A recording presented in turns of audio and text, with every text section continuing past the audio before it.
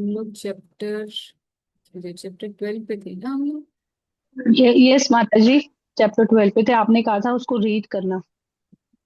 मैं दोबारा से चैप्टर 12 बोलती हूँ कि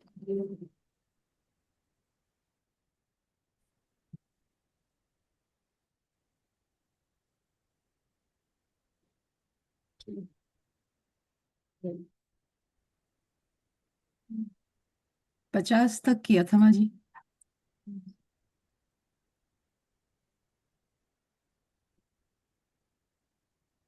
कमलाकांत विश्वास जी का जो उनकी कैसे महाप्रभु ने उनको चेस्टाइज किया था वो हमने पढ़ा।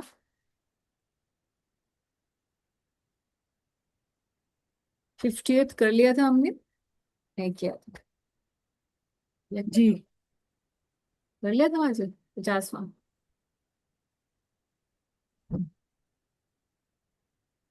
आई एम नॉट श्योर 50th किया था। Can anyone confirm? चलिए दोबारा कर लेते हैं, no problem.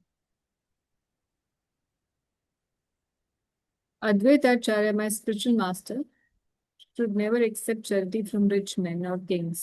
Because if a spiritual master accept money or grains from such materialists, his mind becomes polluted. ये हमने कर लिया था, क्योंकि इसके ऊपर हमने डिस्कशन किया था कि कैसे हमें कहीं से भी प्रसाद नहीं खाना चाहिए, किसी का दिया हुआ नहीं लेना चाहिए। मंदिर में भी लेते हैं तो कैसे हमें प्रोटोकॉल क्या रखना चाहिए एज अ गृहस्था, ये हमने डिस्कशन किया था। जी। 51st से करते हैं। when one's mind is polluted, एक बार मैं थोड़ा सा सिनॉप्सिस कर देती हूँ कि क्या हम लोग कर रहे थे जस्ट बिफोर वी कंटिन्यू, कि हमारे क्या डिस्कशन चल रही थी। ये अध्याय चल रहा है, कृष्णास कविराज गोस्वामी जी बता रहे हैं, अद्वैत आचार्य जी की शिव शाखा है। तो पिछले कुछ अध्यायों से कंटिन्यूशन चल रही है एक ही विषय की, कि कैसे महाप्रभु के द्वारा एक भक्ति का दिव्य वृक्ष लगाया गया है, कल्प वृक्ष। और उसके माली भी वो स्वयं है, वो वृक्ष भी वो स्वयं है। उसमें जल सिंचन करते हैं, अपनी इच्छा रूपी जल का सिंचन करते हैं। उस वृक्ष की, उस कल्प वृक्ष की दो बड़ी मूल शाखाएं हैं, जिनमें से एक शाखा है अद्वैत आचार्य की और एक है नित्यानंद प्रभु की। तो नित्यानंद प्रभु की शाखा हम लोग डिस्कस ऑलरेडी कर चुके हैं। ये अध्याय अद्वैत प्रभु और गदाधर प्रभु की शाखाओं का डिस्कशन करता है। इसमें हमने शुरुआत में देखा कि कैसे अद्वैत आचार्य की जो शाखा है उसमें अच्युतानंद जी जो उनके बेटे हैं, वो एक प्रधान शाखा है अद्वैत आचार्य की शाखा में। और उनके जो पुत्रों में से तीन ऐसे थे जो कि इस शाखा से डिविएट हुए। ये प्रसंग चल रहा था। फिर उसके बीच में आया कि कैसे कमलाकांत जो है ये अद्वैत आचार्य के एक सेवक हैं, और उन्होंने एक राजा को, प्रतापरुद्र जी को एक पत्र लिखा, जिसके अंदर लिखा कि अ, एक तरफ से तो लिखा गया कि अद्वैताचार्य स्वयं भगवान है, और दूसरी तरफ से लिखा गया कि उनको 300 रुपीज का लोन है, जिसको कैंसिल कर दिया जाए, इसको कंडोम कर दिया जाए। इस पत्र को महाप्रभु के पास ये प्राप्त हुआ, और महाप्रभु ने कमलाकांत को बुलाकर बताया कि कैसे आपने ये अद्वैताचार्य की जो रेपुटेशन है इस तरीके से आपने गलत खराब की है। और उनको बोला कि आप कभी भी अपना मुख मत दिखाइएगा। और फिर अद्वैताचार्य ने बीच में आकर बचाव किया और बोला कि इसकी तो इतनी, कमलाकांत जो है हालांकि है मेरा सेवक, मगर इसकी भाग्य का क्या कहना, जो आपने मुझ पे कृपा नहीं की वो आपने इन पे की। तो ये प्रसंग चल रहा था। और फिर महाप्रभु बता रहे हैं कि भाई किस तरीके से अद्वैताचार्य, क्योंकि एक गुरु, हमारे गुरु तुल्य हैं, और अगर गुरुजन जो है ऐसे ही किसी भी क्षेत्र से जहां से नहीं लेना चाहिए, जो क्वेश्चनेबल सोर्सेज हैं वहां से अगर दान एक्सेप्ट करते हैं, चाहे वो पैसा हो, चाहे वो इन कैश इन काइंड किसी भी रूप से है, तो ऐसे लेन देन से गुरु का भी पतन हो सकता है। अब आगे की बात बता रहे हैं महाप्रभु। कि ऐसा दान लेने से माइंड पोल्यूट हो जाता है। अच्छा, माइंड पोल्यूट होता है तो क्या होता है? When one's mind is polluted, it is very difficult to remember Krishna. तो ये सबसे बड़ी इंपॉर्टेंट बात है। ये सिर्फ दान के केस में ही नहीं है, ये सबके केस में, हर किसी के व्यक्ति के केस में। मतलब इरिस्पेक्टिव ऑफ हम दान ले रहे हैं या नहीं ले रहे हैं, हम कोई भी एक्टिविटी करेंगे, अगर कोई भी एक्टिविटी जिसमें हमारा माइंड पोल्यूट हो जाए, कोई भी एक्टिविटी हो सकती है, चाहे वो यूजलेस गॉसिप्स हो, चाहे वो स्क्रोलिंग ऑन द इंटरनेट हो, चाहे वो इधर उधर बैठ के एक दूसरे की निंदा चुगली करना हो, चाहे वो कुछ गलत आहार लेना हो, चाहे वो क्या कहते हैं, मूवीज देखना हो, यूजलेस सीरियल्स देखना हो, या मंडेन लिटरेचर पढ़ना हो, कुछ भी एक्टिविटी जो भी कृष्ण कॉन्शियसनेस के से संपर्क जिसका नहीं है, ऐसा काम, कोई भी विषय इंद्रिय का उसमें हमें अगर हम लिप्त होते हैं तो हमारा माइंड पोल्यूट हो जाता है। और जब माइंड पोल्यूट होता है तो सबसे बड़ी प्रॉब्लम यही होती है कि ऐसा मन जो पोल्यूटेड है वो भगवान का स्मरण नहीं कर सकता है। स्मरण करने के लिए, और जैसे कई बार भक्त लोग का ये एक नॉर्मल क्वेश्चन यही रहता है हम सभी का, कि हम जब जप करते हैं तो हमें भगवान की स्मृति नहीं आती, हम भगवान के बारे में सोच नहीं पाते हैं। हम जब मैकेनिकली करते हैं, चाहे हम कितना भी कॉन्शियस ये सोच के बैठे हैं कि हाँ नहीं आज तो मैं जब करते समय भगवान का ध्यान करूंगा, सब कुछ सोच के बैठे हैं, अपना भगवान की पिक्चर भी सामने रखी हुई है, गुरु महाराज की पिक्चर भी सामने रखी हुई है, सब कुछ करके बैठे हैं तैयारी, मगर उसके बाद भी भगवान की स्मृति नहीं आ पाती। अगर ऐसा है कि हमें जब करते समय, वैसे तो हमेशा ही भगवान की स्मृति रहनी चाहिए, मगर अगर जब करते हुए जो हाँ स्पेसिफिकली हम सारे काम छोड़ के यही करने बैठे हैं और उस समय भी अगर हम भगवान की स्मृति नहीं लेकर आ पा रहे हैं, we are not able to remember Krishna, तो we have to understand this thing कि हमारा मन अभी तैयार नहीं है, अभी हमारा माइंड पोल्यूटेड है, और पोल्यूटेड माइंड के द्वारा भगवान का स्मरण नहीं हो सकता। तो इसीलिए नाम जब स्मरण से ज्यादा उत्तम बताया गया है, पहले श्रवण कीर्तन बताया गया है, क्योंकि जिसका माइंड पोल्यूटेड है वो भी चैंटिंग और हियरिंग तो कर ही सकता है। Even with a polluted mind we can, क्योंकि जब करने में केवल हमारा जिह्वा का यूज हो रहा है और सुनने में कान का। अगर कोई पूरी तरीके से भी भगवान के का भक्त नहीं है और पूरी तरीके से उसका मन पोल्यूटेड है, उसके बाद भी वो श्रवण और कीर्तन कर सकता है, मगर स्मरण ऐसा नहीं। स्मरण के लिए एक आंतरिक प्योरिटी चाहिए होती है, जिसके लिए बहुत जरूरी है, ऐसा नहीं है कि पिछले जन्मों से ही प्योरिटी कल्टीवेट की गई हो, इस जन्म में भी हम क्या करते हैं, हमारी क्या एक्टिविटीज हैं, हमारी डेली लाइफस्टाइल कैसी है, हम जो काम बताए गए हैं गुरुजनों के द्वारा कि नहीं करने चाहिए वो अगर हम करते हैं तो हमारा मन नाम जप करते हुए भी पोल्यूटेड ही रहता है और स्मरण नहीं हो पाता है। When remembrance of Krishna is hampered, one's life is unproductive. Even spiritual life भी अनप्रोडक्टिव ही लगती है, हमें लगता है सालों साल से कि मैं जब तो कर रहा हूँ मगर मेरे अंदर कोई भी चेंज नहीं है, मेरे अंदर वही सब गलत चीजें बनी हुई हैं जो पहले थी, और धीरे धीरे फिर हमारा नाम जप में भी विश्वास कम होता चला जाता है। तो इसलिए रिमेम्बरेंस को कल्टीवेट करना बहुत जरूरी है, मगर रिमेम्बरेंस करने के लिए हमें इंटरनल प्योरिटी होना का जरूरी है। इसीलिए महाप्रभु बता रहे हैं कि स्पिरिचुअल लाइफ में आगे बढ़ने के लिए अगर हमें स्मरण तक पहुंचना है, अगर हमें आगे जाना है, तो ये चीजों को, मतलब we cannot undermine the importance of from which source we are eating. जो पिछले श्लोक में उन्होंने इन दोनों का जो आपस में संबंध है, हमारा भगवान के भजन में मन लगना और कहाँ से, किस सोर्स से हम खाना खा रहे हैं, ये इन दोनों का आपस में बहुत ज्यादा कनेक्शन है, ये महाप्रभु बता रहे हैं। एक बार हम लोग ये पद पढ़ते हैं, यहाँ पर प्रभुपाद जी भी कुछ लिख रहे हैं। स्टॉप द शेयर, एक बार मैं खोलती हूँ Adi Lila. This is 1251।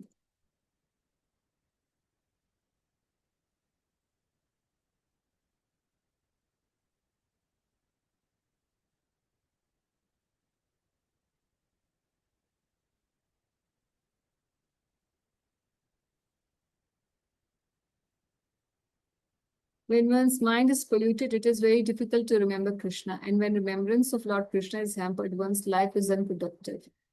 A devotee should always be alert, Prabhupada कह रहे हैं purport में, keeping his mind in a sanguine state so that he can always remember Lord Krishna. The Shastra states, Smartavyam Satatam Vishnu. In devotional life, one should always remember, always, Hamesha. Shukdev Goswami also advised Maharaj Parikshit, Smartavyo Nityashaha. In the second canto, first chapter of Srimad Bhagavatam, Shukdev Goswami advises Parikshit Maharaj. क्या कहते हैं? O descendant of King Bharat, one who desires to be free from all miseries must hear about, glorify and also remember. मतलब श्रवण भी करना है, कीर्तन भी करना है और स्मरण भी होना चाहिए अगर हमें सब दुखों से छुट्टी चाहिए। किसको स्मरण करना है? The supreme personality of godhead, who is the super soul, the controller and saviour from all miseries. This is the summary of all activities of Vaishnavs. जो भी हम काम करते हैं उसमें नवदा भक्ति ही इन्वॉल्व होती है, और उन नवदा भक्ति में जो सबसे पहले तीन है वो प्रधान है, श्रवण, कीर्तन और स्मरण। श्रवण और कीर्तन तो हम लोग एक्सटर्नली भी कर लेते हैं बिना मन को एंगेज किए, एंड अधिकतर हम लोग ऐसे ही करते हैं जिस स्टेज पे हम लोग हैं। मगर अगर हमें आगे बढ़ना है तो हमें स्मरण के प्रोसेस को भी टैप इन करना पड़ेगा, और स्मरण करने के लिए कुछ एक क्वालिफिकेशंस है, वो हर कोई नहीं कर पाता। एक क्षण के लिए तो हो सकता है कि हमने पिक्चर आगे रखी है और हमारे दिमाग में एक फ्लैश फॉर फ्यू सेकेंड्स भगवान की इमेज, वो वाली पिक्चर आ जाएगी जो हमारे फेवरेट डीटीज है या कुछ भी है, मगर वो बना रहे एटलीस्ट सारे दिन नहीं तो कम से कम जब हम जप कर रहे हैं उतनी प्योरिटी के लिए भी हमारे को ये जरूरी है कि हम क्या खा रहे हैं, हम किससे संग कर रहे हैं, कौन सा लिटरेचर पढ़ रहे हैं, हम किसकी बात सुन रहे हैं। इंटरनेट पे आजकल क्योंकि ज्यादातर सब लोग संग लेते हैं, तो हम क्या देख रहे हैं, क्या सुन रहे हैं, इसका प्रभाव है हमारे दिमाग पर, हमारे सटल बॉडी पर उसका दिमाग है, और सटल बॉडी से ही हम लोग चिंतन करते हैं भगवान का। It is a summary of all the activities of Vaishnavas, and the same instruction is repeated here. Srila Rupa Goswami states in Bhakti Rasamrita Sindhu, अव्यर्थ कालत्वम। अव्यर्थ कालत्वम का मतलब है एक क्षण भी व्यर्थ ना गवाना। A Vaishnav must be very alert not to waste even a second of his valuable lifetime. This is the symptom of a Vaishnav. But association with pound and shelling men or Vishayis, materialist, who are simply interested in sense gratification, pollutes one's mind and hampers such continuous remembrance of Krishna. In fact, there's a wonderful book called Mana Shiksha by Srila Raghunath Das Goswami, in which he gives instructions to the mind, जैसे उपदेशामृत में instructions दी गई हैं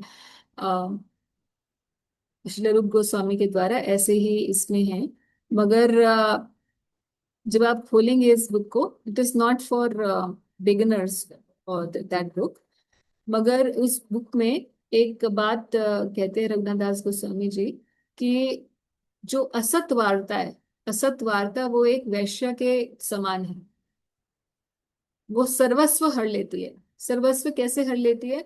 जो बुद्धि हमारी हमें ये प्रेरणा देती है कि श्री कृष्ण में का भजन करना चाहिए, ऐसा हमारे अंदर एक बुद्धि है, थोड़ी सी कुछ आंशिक रूप में ही क्यों ना हो, ये बुद्धि है हमारे अंदर। हमारे बुद्धि का एक विभाग है जो हमें प्रेरित करता है कि नहीं नहीं मुझे जप करना है, आज का मेरा जप नहीं हुआ, मुझे अच्छे से जप करना है, मैंने सुना है, शास्त्रों में पढ़ा है, भक्तों ने कहा है, इससे कहा, इसने बताया, उसने बताया है, जो भी है मेरे अंदर प्रेरणा किसी न किसी प्रकार से हुई है कि मुझे अच्छे से भजन करना है। तो इस बुद्धि को, ऐसे विचारणीय बुद्धि को हर लेती है ये असत वार्ता रूपी वैश्य। असत वार्ता हमारे जीवन में कैसे कैसे होती है? प्रभुपाद यहाँ एक एग्जांपल दे रहे हैं, association with pound and shelling man, materialist लोगों की जो simply interested in sense gratification में, विषयों में जो लगे में ऐसे लोगों का संग करने से हमारी बुद्धि भी मलिन हो जाती है। फिर क्या होता है कि बुद्धि में ये आता ही नहीं है कि मुझे इसी जन्म में भगवान के धाम जाना है। सुन के आते हैं, किसी लेक्चर में सुनते हैं, और उसके बाद वो जो थोड़ी देर के लिए हमारे अंदर आ, एक गुब्बारे की तरह, जैसे उसमें हवा होती है, ऐसे ही हमारे अंदर होता है कि कुछ समय के लिए तो हमें ऐसा लगता है कि नहीं नहीं, इसी जन्म में जाना है, इसी जन्म में जाना है। और फिर कुछ समय बाद वो पूरी की पूरी बुद्धि कहीं चली जाती है। क्यों? कभी सोचेंगे देखेंगे तो उसका रीजन यही निकल के आएगा कि हमने कहीं ना कहीं से असत्संग लिया है।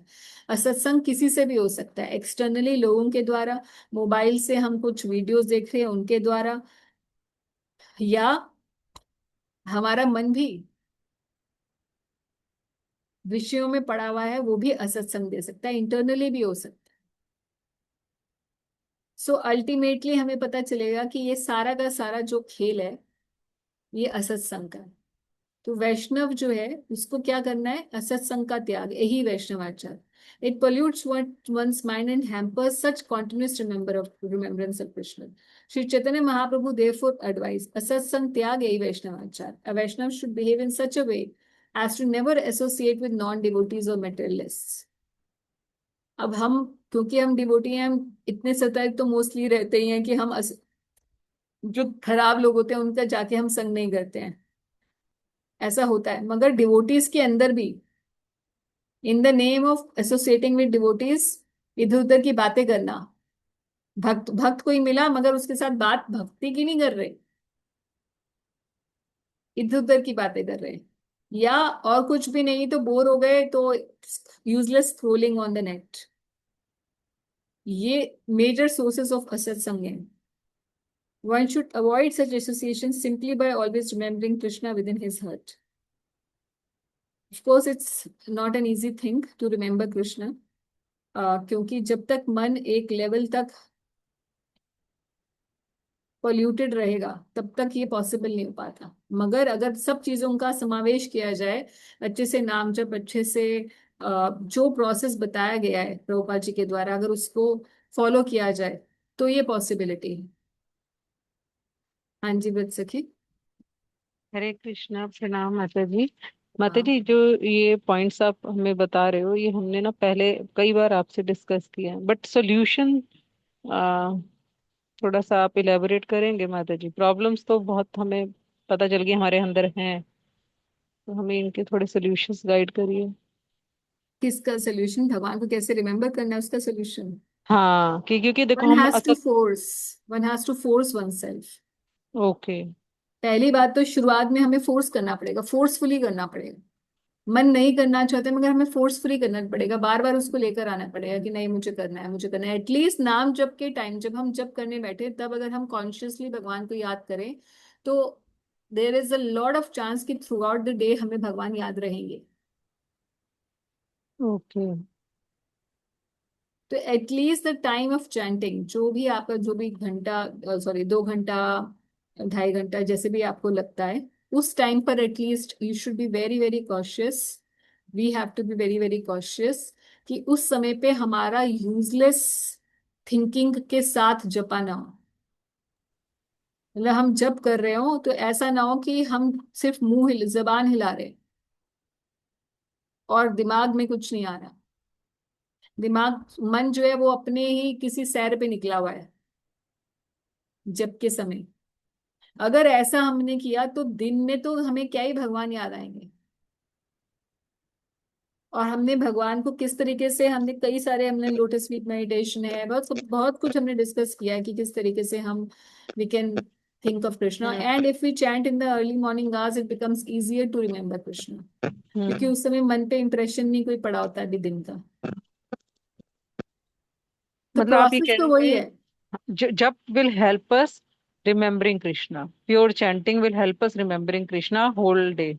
Yes. Okay. Madhuri, forcefully we have to bring our mind कि either we have to think about Krishna और holy places, मतलब कुछ ना कुछ में हाँ, engage कर दे यस, forcefully brain को। फोर्सफुली करना पड़ेगा शुरुआत में।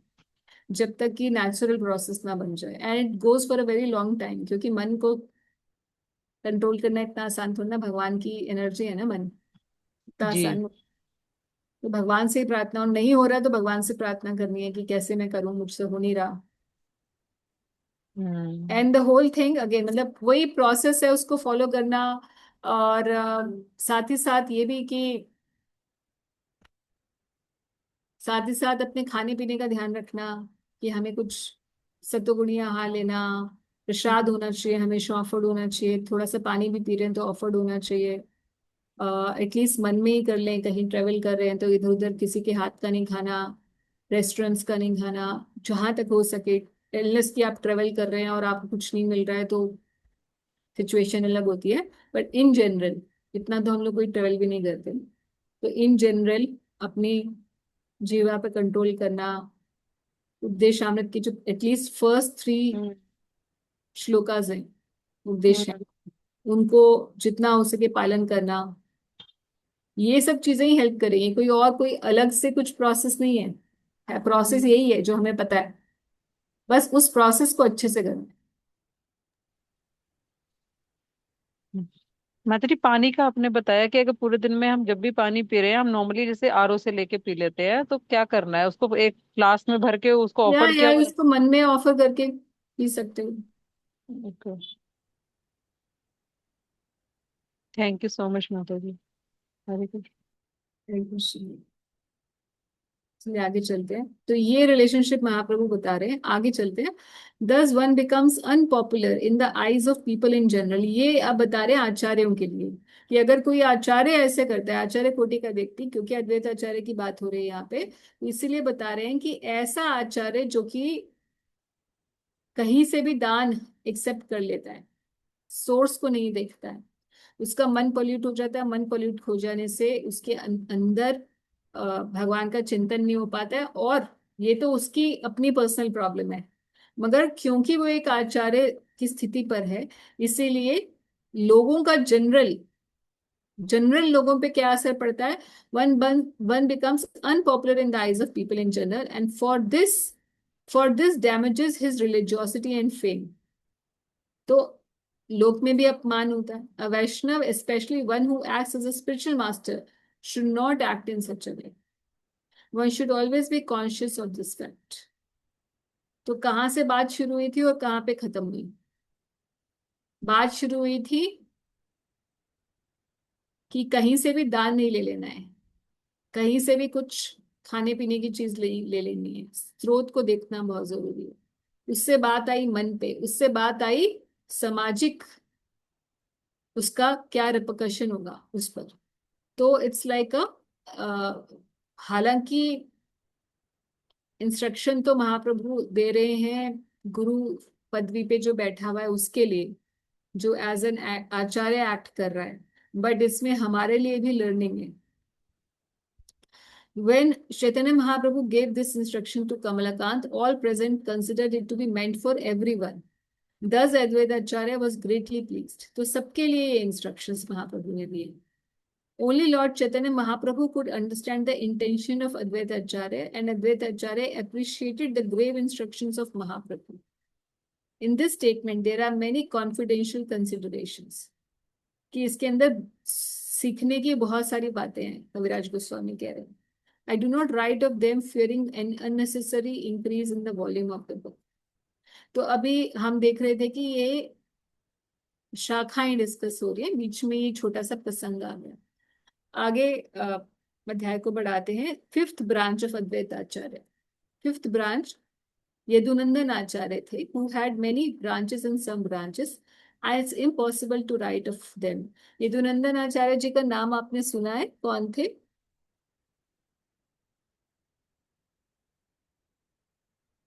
इसी लीला में आपने सुना होगा, अगर चैतन्य चरितामृत सुने हैं तो। ये रघुनाथ दास गोस्वामी जी के दीक्षा गुरु हैं। तो ये यदुनंदन आचार्य जी जो हैं, उनसे दीक्षा ली थी रघुनाथ दास गोस्वामी जी ने। और जब हम बोलते हैं कि जो 6 Goswamis are the direct disciples of Shriman Mahaprabhu, तो that means they are the shiksha disciples, क्योंकि none of them took actually initiation from Mahaprabhu. Mahaprabhu ने किसी को इनिशिएट नहीं किया था इन टर्म्स ऑफ जो दीक्षा जिसको कहते हैं formal Diksha.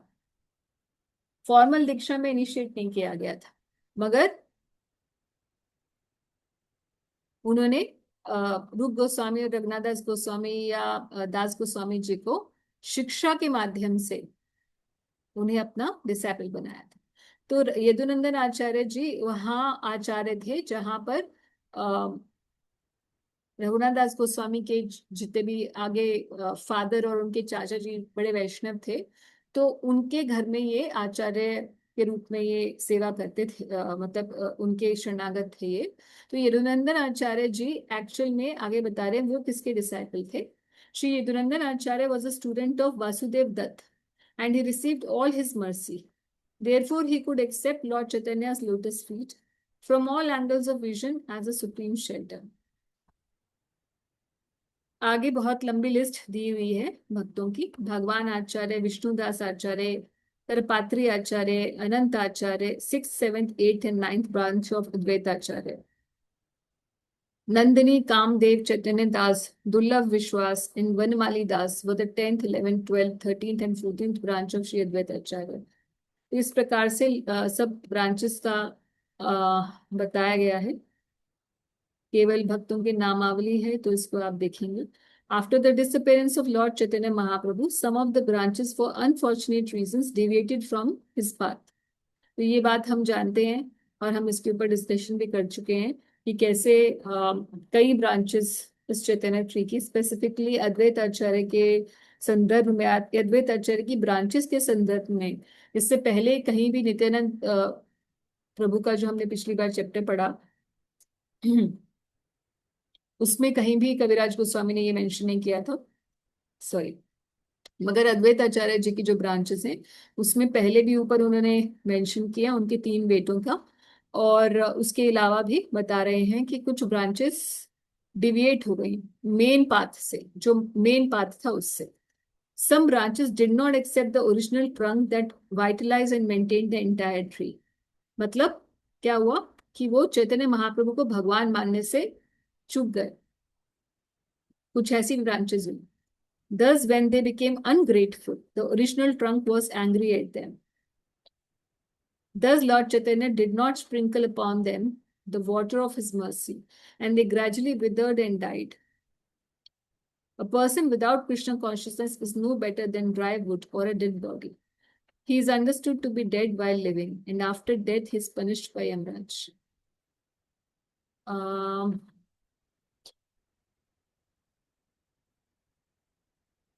Not only the misguided descendants of Advaita Acharya, but anyone who is against the cult of Sri Chaitanya Mahaprabhu should be considered as an atheist subject to punishment by Yamraj. तो महाप्रभु कुछ ऐसी branches रही जिन्होंने अलग अलग अपा संप्रदाय create हो गए, जिनकी वजह से जो आज भी चल रहे हैं। इसके बारे में हम कई बार डिस्कशन कर चुके हैं। इसीलिए बता रहे हैं कविराज गोस्वामी कि किस तरीके से जो महाप्रभु के मेन सिद्धांत को न मान के बाकी अपने खुद के सिद्धांत निकाल देते हैं, तो अल्टीमेटली उनका अंत अच्छा नहीं होता। Be he a learned scholar, a great ascetic, a successful householder, or a famous sannyasi, whoever is against the cult of Sri Chaitanya Mahaprabhu is designed to suffer the punishment meted out by Yamraj. और अद्वैत आचार्य जी के बारे में बता रहे हैं कि अद्वैत आचार्य जी के descendants में, उनके जो वंशज थे, जिनमें श्री अच्युतानंद जी प्रमुख थे और जिनके बारे में हमने पढ़ा था पिछली बार, दे वर ऑल ग्रेट डिवोटीज, यानी कि ये उनकी प्रमाणिक शाखाओं में से एक थी। By the mercy of Advaita Acharya, the devotees who strictly followed the path of Mahaprabhu attained the shelter of Sri Chaitanya's lotus feet without difficulty. So it should be noted, concluded therefore, that the path of Achyutanand is the essence of spiritual life. तो हम ये जानते हैं, हमने पिछले बार पढ़ा था कि अच्युतानंद जो थे वो वापस ये पुरी में रह के महाप्रभु के साथ ही रहने लग गए थे। Those who did not follow this path simply scattered.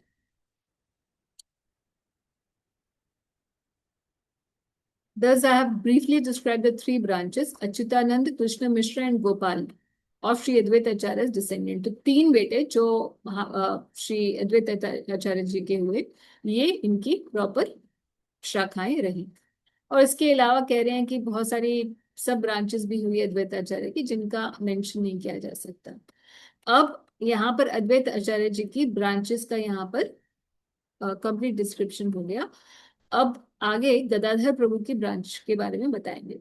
तो गदाधर प्रभु की ब्रांच के बारे में बहुत ज्यादा एलाबोरेट डिस्कशन नहीं किया गया है।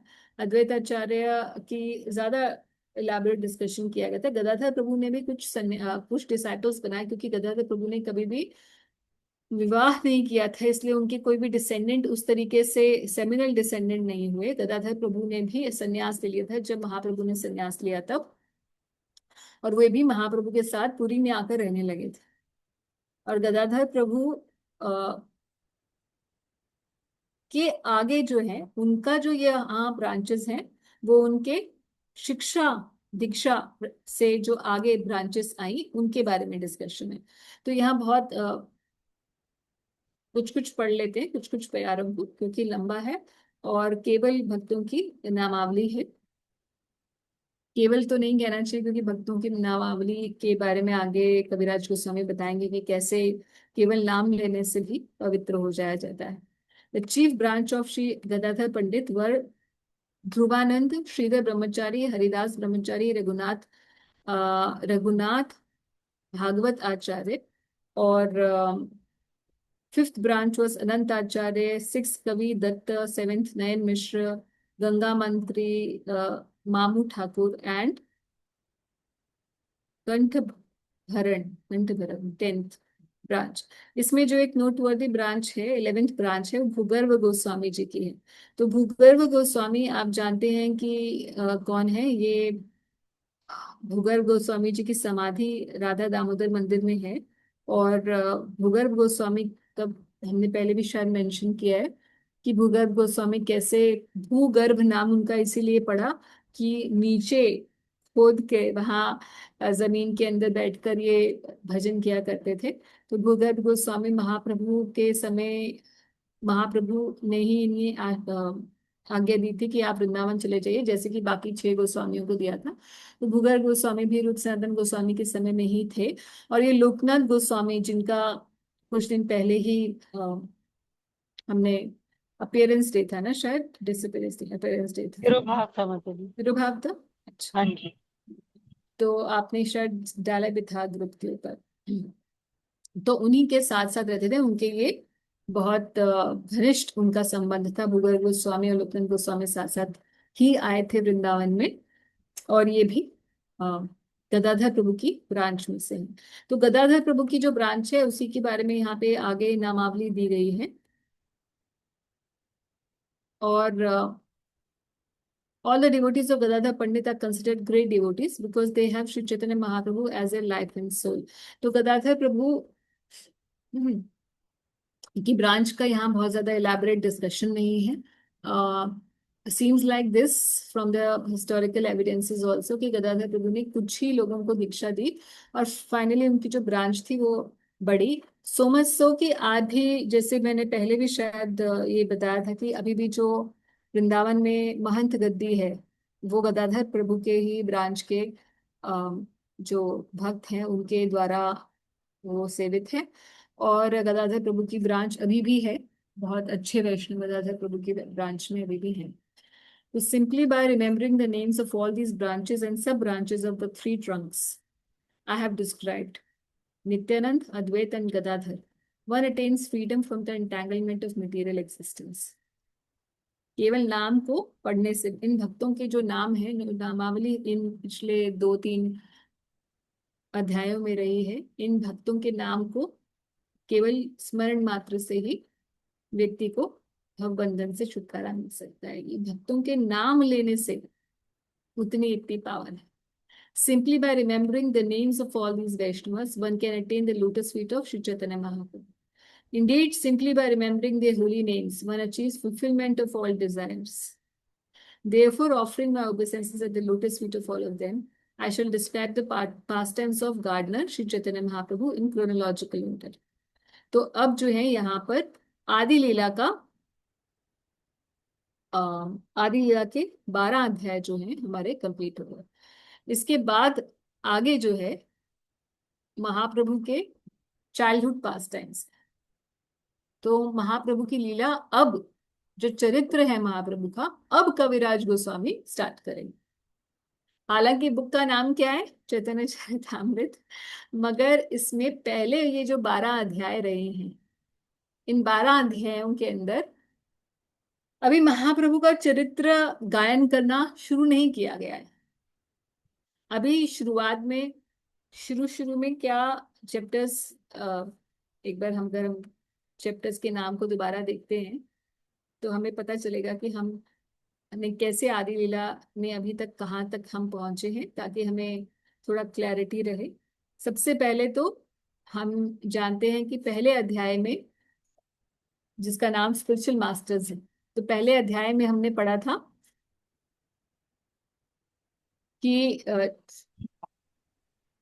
इसकी मेरी शुरुआत थी वंदे गुरु ईश। चरण गुरु स्थान सॉरी, वाला। वैसे कुछ कह रहे हो? माता जी वही जो आप बोल रहे थे ना, वही मंत्र बोल रही थी। हाँ, वंदे गुरु ईश भक्तान ईशान ईशावतार का। तो ये यहाँ से शुरुआत की थी कि कैसे 6 डिविजन्स हैं डिविनिटी के। और उसके बाद फिर महाप्रभु के बारे में बताया चैप्टर 2 में कि कैसे महाप्रभु स्वयं श्री कृष्ण है, ये एस्टैब्लिश किया कविराज गोस्वामी जी ने। उसके बाद एक्सटर्नल रीजंस चैप्टर 3 में बताए, ये what are the external reason, क्यों आए महाप्रभु। फिर उसके बाद कॉन्फिडेंशियल रीजन चैप्टर 4 में उनका आंतरिक भाव क्या था, आंतरिक कारण क्या था महाप्रभु के आविर्भाव का। फिर नित्यानंद प्रभु के ऊपर एक पूरा चैप्टर डेडिकेट किया कि नित्यानंद प्रभु कौन है। फिर उसके बाद छठा अध्याय अद्वैत आचार्य कौन है। फिर उसके बाद पंचतत्व कौन है, चैप्टर 7 में बताया। चैप्टर 8 में बताया कि कैसे कविराज गोस्वामी को ऑर्डर मिला भगवान का, गुरु का, और कैसे उन्होंने ये चैतन्य चरितामृत लिखनी शुरू की। उसके बाद 9वें अध्याय से ये जो कल्प वृक्ष है, भक्ति का कल्प वृक्ष है, उसकी चर्चा शुरू हुई। फिर 10वां, 11वां और 12वां अध्याय इस भक्ति रूपी कल्प वृक्ष की शाखाओं के वर्णन में दिया गया। अब चैप्टर 13, 14, 15, 16, 17, ये अध्याय 13 से लेकर 13, 14, 15, 16, 17, 5 अध्याय डेडिकेट करेंगे महाप्रभु की बचपन की लीलाएं। बचपन मतलब बचपन की भी नहीं है एकदम बचपन भी नहीं है। देखिए इसमें बचपन भी है, कब पहले 24 साल। तो महाप्रभु का यहाँ जो प्रकट लीला रही है महाप्रभु की, वो 48 साल की रही। 48 ईयर्स महाप्रभु ने लीला की। 48 ईयर्स में से सीधा सीधा आधा, 50%, 24 साल, जब महाप्रभु 24 साल के थे तो उन्होंने संन्यास लिया। तो आधा आधा समय तो क्या हो गया, जो 24 साल संन्यास तक की जो लीला है, महाप्रभु के जन्म से लेकर महाप्रभु के संन्यास तक की जो लीला है, इसे आदि लीला कहा जाता है, जिसको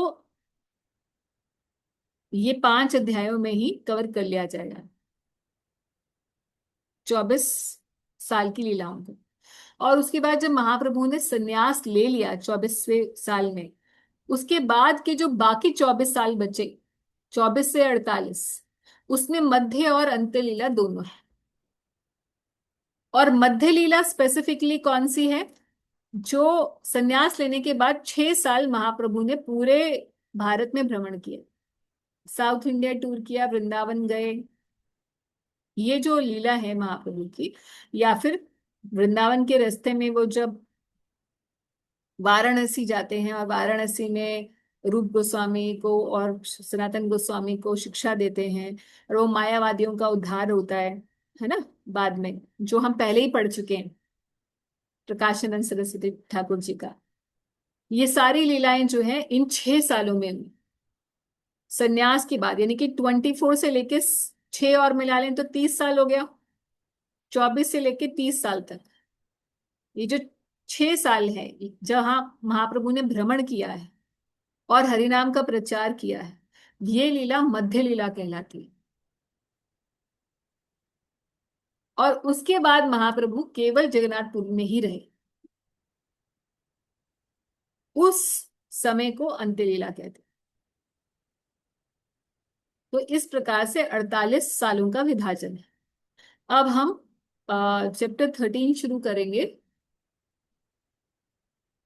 चलिए अब शुरू कर लेते हैं क्योंकि हमारे पास टाइम तो है। The advent of Shri Chaitanya Mahaprabhu. अच्छा है आज ही हम शुरू कर दें क्योंकि जिस दिन महाप्रभु प्रकट हुए थे वैसे उस दिन कौन सा दिन था? पूर्णिमा। और पूर्णिमा पे ग्रहण लगा हुआ था। और आज भी ग्रहण है मगर आज चंद्र ग्रहण नहीं है, आज सूर्य ग्रहण है। तो कुछ कुछ सिमिलर हो गया। और आज अमावस्या है, पूर्णिमा नहीं है, मगर आज भी ग्रहण का ही दिवस है। तो चलिए हम इसलिए शुरू ही कर देते हैं कि 13वां अध्याय। कोई पढ़ेगा? वॉलेंटियर करिए। मैं पढ़ूं माता जी? पढ़िए Mansi. Chapter 13, The Advent of Lord Shri Chaitanya Mahaprabhu. The 13th chapter describes Lord Chaitanya Mahaprabhu's appearance. The entire Adi Leela describes Lord Chaitanya Mahaprabhu's household life, and similarly, the Antya Leela describes his life in the sannyas order. Within the Lord's Antya Leela, the first 6 years of his sannyas life are called Madhya Leela. During this time, Chaitanya Mahaprabhu toured southern India, went to Vrindavan, returned from Vrindavan, and preached the Sankirtan movement. A learned Brahmin named Upendra Mishra, who resided in the district of Srihat, was the father of Jagannath Mishra, who came to Navadip to study under the direction of Nilambra Chakravarti and then settled there after marrying Nilambra Chakravarti's daughter, Sachi Devi. Sachi Devi. Shri Sachi Devi gave birth to 8 children, all daughters who died one after another immediately after birth. After her ninth pregnancy, she gave birth to a son who was named Vishwarupa.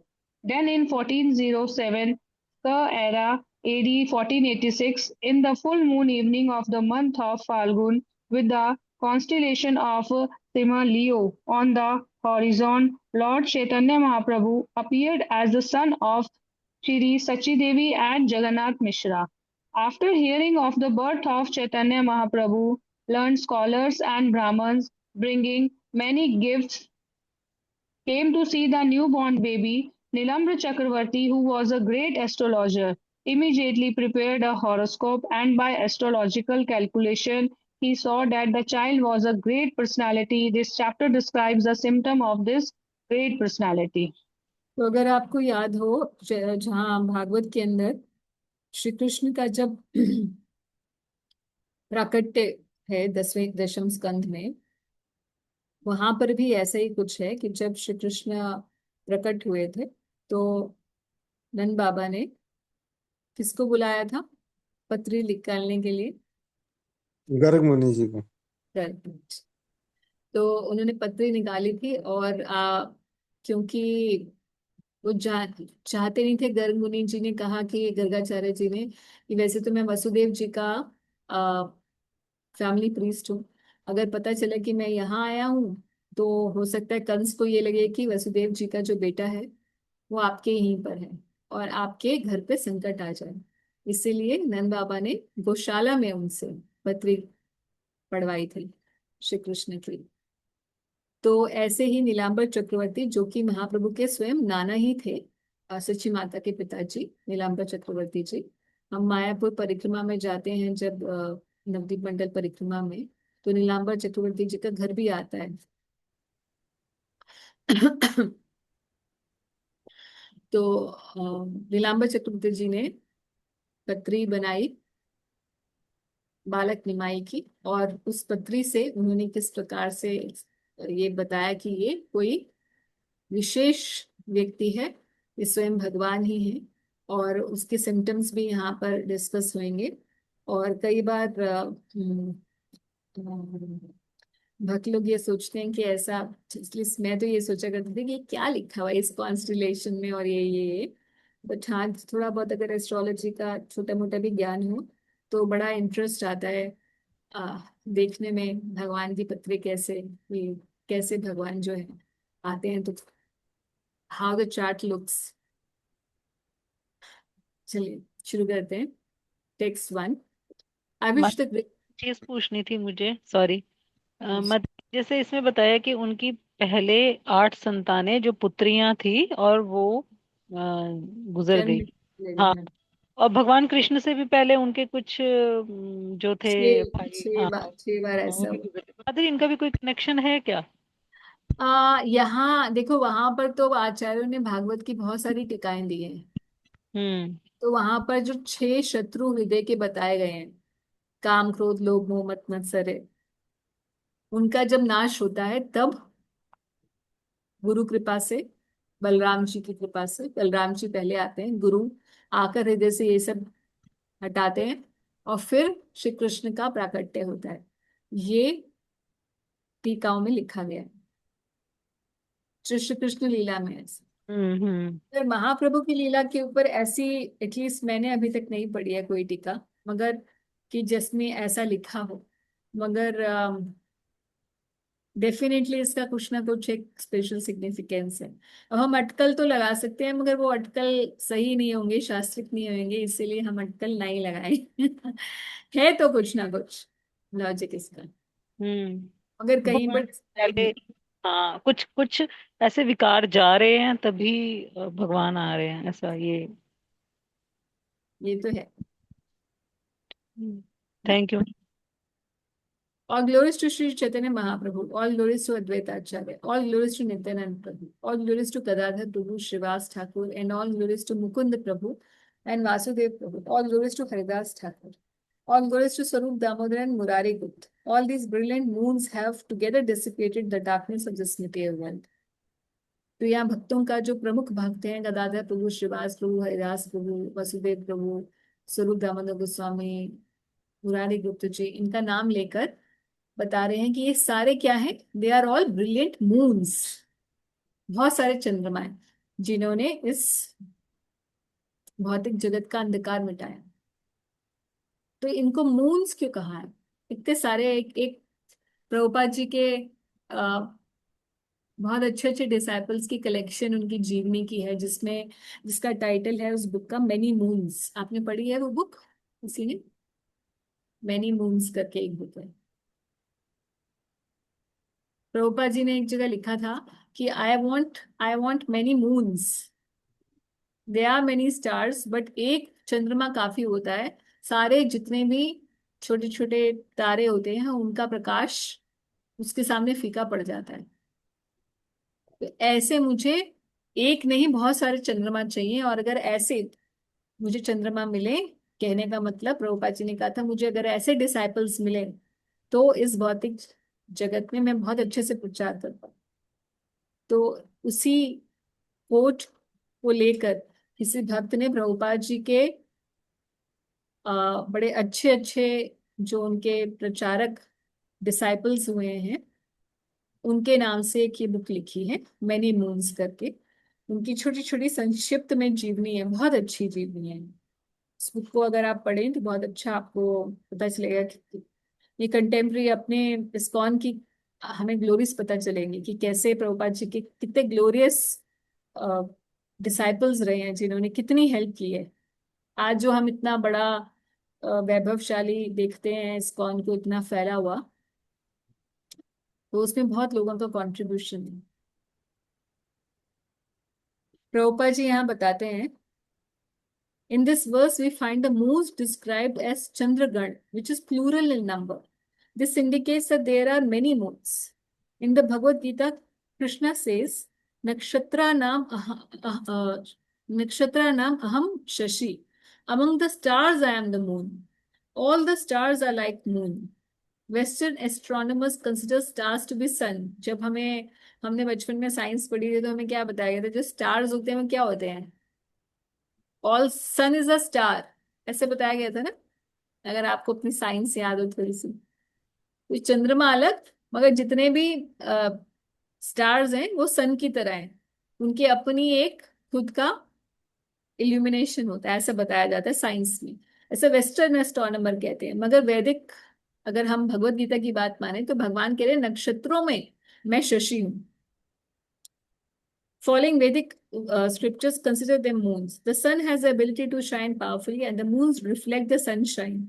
चंद्रमा सूर्य की के प्रकाश को reflect करता है, उसका अपना प्रकाश मिलता है। उसी तरीके से बता रहे हैं, उसी तरीके से जो भगवान के ये सब भक्त है, स्वरूप दामोदर गोस्वामी, हरिदास ठाकुर जी, मुरारी गुप्त, ये जो बड़े बड़े स्टॉलवर्ड डिवोटीज हैं महाप्रभु के, वो श्री कृष्ण चैतन्य महाप्रभु रूपी सूर्य की जो प्रकाश है उसी को ही रिफ्लेक्ट कर रहे हैं, उन्हीं की टीचिंग्स को आगे बता रहे हैं। इसीलिए there are so many moons. All these devotees are considered to be moons. Thus I have spoken the preface of Chaitanya Charitamrita. Now I shall describe Chaitanya Mahaprabhu's pastimes. तो अब pastimes का synopsis पहले देते हैं। ये बात मैं आपको बता चुकी हूँ कि 48 साल के लिए महाप्रभु का प्राकट्य रहा। 1407 यानी कि AD 1486 में महाप्रभु जी का अपेरेंस है, एंड 1534 हमारे हिसाब से, क्योंकि हम तो इंग्लिश कैलेंडर फॉलो करते हैं, उसके हिसाब से अगर हम देखें तो 1486 में महाप्रभु का अपेरेंस है एंड 1534 में डिसअपेरेंस है। 24 साल गृहस्थाश्रम के और 24 साल संन्यास के, और जो पहले 24 साल हैं वो नवद्वीप में और बाकी के 24 साल जगन्नाथपुरी में, जिसमें से लास्ट की जो संन्यास की बात की 24 है उसमें से 6 टूर पे मध्य लीला वाले हैं। Of these two, he spent first 6 continuously traveling India, sometimes south, sometimes in Bengal, and sometimes in Vrindavan. For the remaining 18 years, he continuously stayed in Jagannath Puri. Chanting the nectarian Hare Krishna Mahamantra, he inundated everyone there in a flood of love of Krishna. The pastimes of his household life are known as Adi Leela, or the original pastimes, and the later pastimes are known as Madhya and Anta Leela. अब जो आदि लीला है, जैसे अंत लीला record की गई स्वरूप दामोदर जी की कड़छों के, कड़चा मतलब डायरी, जो भी अंत लीला थी महाप्रभु की, वो अंत लीला और मध्य लीला ये स्वरूप दामोदर गोस्वामी जी ने रिकॉर्ड की थी, क्योंकि वो जगन्नाथपुरी में महाप्रभु के सेक्रेटरी थे। और जो आदि लीला है वो मुरारी गुप्त जी ने रिकॉर्ड की थी एक समरी में। तो मुरारी गुप्त जी ओरिजिनल राइटर हैं या कंपाइलर हैं आदि लीला के। और फिर वृंदावन दास ठाकुर जी ने भी चैतन्य भागवत के अंदर आदि लीला का ही ज्यादा एक्सप्लेनेशन किया है। तो आदि लीला का बहुत सारा एक्सप्लेनेशन है चैतन्य भागवत के अंदर, इसीलिए इस पुस्तक के अंदर कविराज गोस्वामी ने अंत लीला और मध्य लीला पे फोकस किया है। इसलिए हम देख रहे हैं कि पूरी चैतन्य चरितामृत अभी पड़ी हुई है मध्य और अंत्य लीला, उसकी वॉल्यूम ज्यादा है, उसके चैप्टर ज्यादा होंगे, और आदि लीला को संक्षेप में बताया गया है केवल 5 अध्यायों के अंदर। By seeing and hearing of the notes recorded by these two great personalities, a Vaishnava or a devotee of the Lord can know these pastimes one after the another. तो आप जैसे श्री कृष्ण के पास की जो लीलाएं हैं उसको भी विभाजन किया जाता है। बाल्य लीला जो कि 0 से 5 ईयर्स होती है बाल्य लीला, पौगंड, किशोर और यौवन लीला यानी कि 0 to 5, 5 to 10, 10 to 15 and further childhood, early boyhood, later boyhood and youth. तो ऐसे बताया गया है। अब यहाँ से बता रहे हैं कि किस दिन प्राकट्य हुआ और कैसे प्राकट्य हुआ। हम टेक्स्ट 19 पढ़ रहे हैं। I offer my respectful obeisances unto the full moon evening in the month of Phagun, an auspicious time full of auspicious symptoms, when Lord Sri Chaitanya Mahaprabhu advented himself with the chanting of the holy name Hare Krishna. तो जब महाप्रभु का आविर्भाव हुआ तो फागुन मास की पूर्णिमा, फागुन मास की पूर्णिमा कौन सी होती है जिसको हम लोग कैसे सेलिब्रेट करते हैं? होली जिस दिन है फागुन मास की पूर्णिमा होती है, और उस दिन महाप्रभु प्रकट हुए होली की रात्रि में, होली की इवनिंग में। और ग्रहण लगा होने की वजह से उस दिन सभी लोग, ग्रहण में एक विशेष बात ये होती है कि जिस भी मंत्र को जप किया जाता है उसकी सिद्धि बहुत आसानी से हो जाती है। इसीलिए ग्रहण काल के अंदर ये प्रावधान है। बाकी खाना पीना और बाकी जो पूजन अर्चन करना है वो वर्जित होता है, ग्रहण काल में खाना पीना भी वर्जित होता है, सूतक होता है, तो बाकी भी और कहीं जाना आ, बहुत सारी चीजों में वर्जित होती है, ये हम जानते ही हैं। मगर क्या चीज एनकरेज की जाती है ग्रहण काल में, वो है नाम जप। या तो नाम जप, या फिर कोई भी मंत्र, जो भी हमें मंत्र मिले हुए हैं अपने गुरु से, उनका जप करने से ग्रहण काल में बहुत जल्दी सिद्धि प्राप्त हो जाती है उस मंत्र की। इसीलिए ग्रहण काल में जितने भी लोग मंत्र उपासक होते हैं, चाहे वो वैष्णव हो, चाहे वो शाक्त क्या कहते हैं, शाक्त हैं यानी कि शक्ति के उपासक हैं, या फिर महादेव के उपासक हैं, ये सभी मंत्र जप करते हैं। आज का भी जो समय है, आज जैसे आज ग्रहण है, और हमारे यहाँ तो विजिबल नहीं है इंडिया के अंदर, अगर 9 बजे से, मेरे ख्याल से 9 सवा 9 बजे से ग्रहण काल शुरू हो जाएगा, और रात को करीबन मोटा मोटा 2 बजे तक ग्रहण का काल है। और इसमें अगर हम नाम जप करते हैं, तो नाम जप में भी हमारी प्रोग्रेस अच्छी हो सकती है, simply by taking advantage of ग्रहण काल। बहुत सारे भक्त जो हैं पुरुष शरण करते हैं ग्रहण काल के अंदर, नाम नाम का भी पुरुष शरण करते हैं। मगर एनीवेज प्रभुपाद जी ने इस चीज को बहुत ज्यादा इनकरेज नहीं किया है, क्योंकि लोग फिर बहुत एक्सटर्नल चीजों में चले जाते हैं। बट सिंपली, अगर बहुत सिंपली पुट, इस समय में हमें जितना हो सके भगवान के नाम का जप करना चाहिए, उससे बहुत जल्दी नाम जप में प्रोग्रेस होती है। तो उस समय, जिस समय महाप्रभु का आविर्भाव हुआ, तो उस समय नेचुरली सब लोग ग्रहण काल की वजह से गंगा जी में खड़े होकर शाम के समय जोर जोर से भगवान का नाम जप कर रहे थे, और ब्राह्मण सारे खड़े होकर, क्योंकि नवद्वीप जो टाउन था वो और अभी भी ब्राह्मणों से भरा हुआ था। It was a seat of learning at that time. तो सभी ग्रहण काल की वजह से नाम जप कर रहे थे। ऐसे समय में जब सबको नाम जप करवाते हुए महाप्रभु प्रकट हुए, ये पूरी जीवन महाप्रभु का इसी बात पे डेडिकेटेड था, to preach the holy name of Krishna. And that he started right from his appearance. On the full moon evening of the month of Fagun, when the Lord took birth, coincidentally there was a lunar eclipse. In jubilation, everyone was chanting the name of the Lord, Hari Hari. And Lord Chaitanya Mahaprabhu then appeared after first causing the appearance of holy name. क्योंकि युग धर्म का ही प्रचार करना है, युग धर्म को ही स्थापित करना है, यही उनका एटलीस्ट एक्सटर्नली तो महाप्रभु के आने का यही कारण था। इस युग अवतार के आने का कारण युग धर्म को स्थापित करना था। और युग धर्म क्या है? हरिनाम का नाम जप करना। और इसी हरिनाम के जप को पहले से ही स्थापित करते हुए ऐसा समा भगवान ने बनाया, ऐसा समय पर आए कि पहले से ही सब जप कर रहे। At his birth, in his childhood and in his early and later boyhood, as well as his youth, Lord Chaitanya Mahaprabhu under different pleas induced people to chant the name of Krishna, the Hare Krishna Mahamantra. In his childhood, when the Lord was crying, he would stop immediately upon hearing the holy names of Krishna and Hari. तो ऐसे भी अलग अलग तरीके से महाप्रभु सबको जप करवाते थे। पहले तो आए, जिस दिन आविर्भाव हुआ तो ग्रहण काल की वजह से लोग जप कर रहे थे। फिर जब छोटा बच्चा रोने लग जाता है तो उसको चुप कराने के लिए जो आसपास की भी स्त्रियां थी वो सब क्या बोलती थी? हरी हरी बोलती थी, भगवान श्री कृष्ण का नाम लेती थी, तो चुप हो जाते थे, बड़े खिलखिला के हंसने लग जाते थे। तो सबको पता चल गया कि ये बच्चा चुप ही कब होता है? जब नाम लेते हैं। तो आसपास सब नाम लेने लग गए महाप्रभु के। जब बाल्यकाल से ही उन्होंने प्रचार करना शुरू कर दिया। मगर एक्चुअल में जो प्रचार एक ये तो इनफॉर्मल महाप्रभु का प्रचार रहा, मगर अल्टीमेटली जो प्रचार महाप्रभु ने शुरू किया नवद्वीप के अंदर, वो ईश्वरपुरी जी से दीक्षा लेने के बाद हुआ, जब ऑलमोस्ट ऑलमोस्ट वो सन्यास उसके बाद उन्होंने ले ही लिया। तो कुछ समय के लिए महाप्रभु ने नदिया में, नवद्वीप के अंदर महाप्रभु ने कुछ समय के लिए प्रचार किया। उससे पहले महाप्रभु ने एक स्कॉलर का पास टाइम की, because he was a very big Pandit, very big scholar.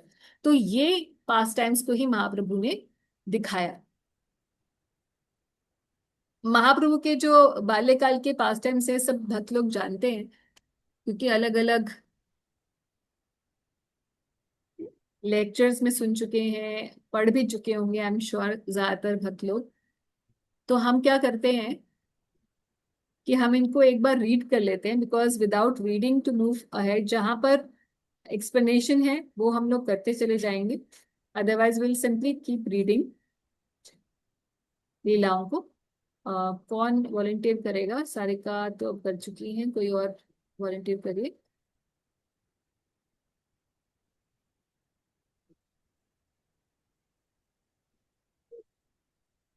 हरे कृष्णा माता जी पढ़ू? हाँ रत्सिकी आप करिए। दूसरे वाले टेक्स्ट से पढ़ना है माता जी। हाँ टेक्स्ट 25 से पढ़ते हैं। When all the ladies saw this fun, they enjoyed laughing and called her Lord Gaurhari. From then on, Gaurhari became another of his names. His childhood lasted until the date of He Khadi. The हाथी beginning, कड़ी, हाथी कड़ी मतलब हाथी, हाथ में pen दे देना या कलम दे देना, जिससे बच्चे की विद्या आरंभ करवाते हैं, संस्कार। the beginning of his education and his age from the end of his childhood until he married is called Pogand. After his marriage, his youth began, and his youth he induced everyone to chant the Hare Krishna Mahamantra anywhere and everywhere. During his Pogand age, he became a serious student and also taught disciples. In this way, he used to explain the holy name of Krishna everywhere. When teaching a course of grammar, Vyakran, and explaining it with notes, Sri Chaitanya Mahaprabhu taught his disciples about the glories of Lord Krishna. All explanations culminated in Krishna and his disciples would be understand them very easily. Thus his influence was wonderful. When Lord Chaitanya Mahaprabhu was a student, he asked whom, whomsoever he met to chant the Hare Krishna Mahamantra. In this way, he Inundated. did the whole town of Navadipa with the chanting of Hare Krishna. Just prior to his youthful life, he began the Sankirtan movement. Day and night, he used to dance in ecstasy with his devotees. The Sankirtana movement went on from one part of the town to another. As the Lord wandered everywhere performing kirtan, in this way he inundated the whole world by distributing love of Godhead. Lord Chaitanya Mahaprabhu lived in the Navadvip area for 24 years, and he induced every person to chant the Hare Krishna Mahamantra and thus merge in love of Krishna. For his remaining 24 years, Sri Chaitanya Mahaprabhu, after accepting the renounced order of life, stayed at Jagannath Puri with his devotees. For 6 of these 24 years in Nilachal, Jagannath Puri, he distributed love of Godhead by always chanting and dancing. Beginning from the Cape Comorin and extending through the Bengal to Vrindavan. During these 6 years, he toured all India and chanting, dancing, and distributing love of Krishna. The activities of Lord Chaitanya Mahaprabhu in his travel after his accepting sannyas are his principal pastimes.